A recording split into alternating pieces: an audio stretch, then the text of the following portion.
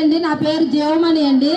నేను శ్రీనిధి మహిళా bank state chairman చేశానండి. బైఫర్కేషన్ ముందు, బైఫర్కేషన్ తర్వాత కూడా నేను వైఎస్ఆర్సీపీ అనేసి నన్ను చింతమనేని ప్రభాకర్ గారు తీసేశారండి. నువ్వు 2 సంవత్సరాలు పదవీకాలం ఉండగానే నన్ను తొలగించారండి.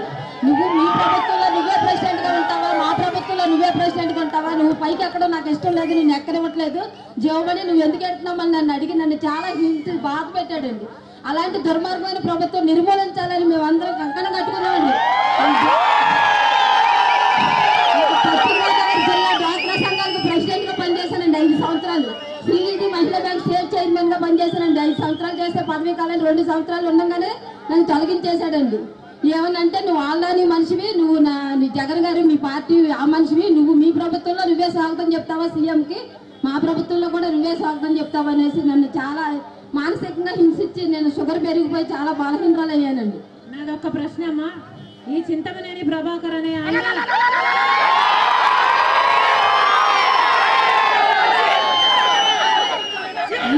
ఆడవాళ్ళ అంటేనే చిన్న చూపా, లేకపోతే మగవాళ్ళను కూడా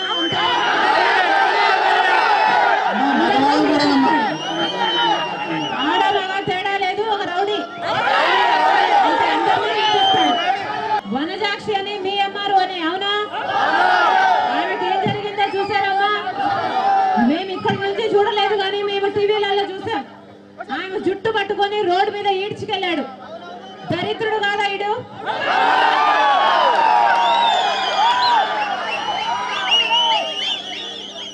ఈయన మనిషి పశువా? ఎవరైనా అడిగారా? ఈ ముఖ్యమంత్రి మళ్ళీ ఎమ్మెల్యే సీట్ ఇచ్చాడంటే ఈ ముఖ్యమంత్రి ఎంత తరంగానోడో చూడండి.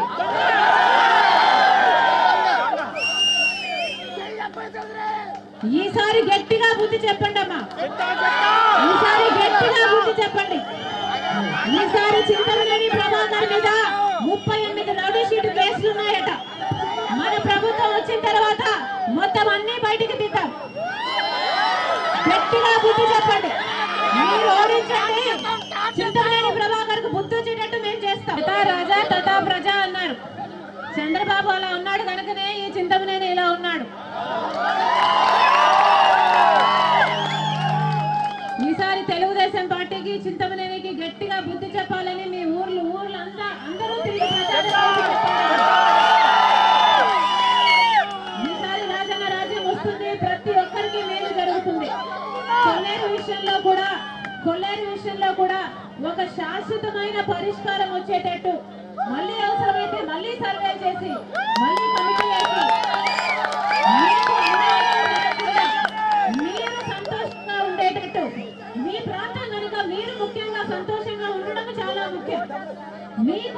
మీకు అనుకూలమైన రీతిలో కొల్లేరు సమస్యను పరిష్కరించడం జరుగుతుంది. కొల్లేరు విషయంలో మీరు ధైర్యంగా ఉండండి.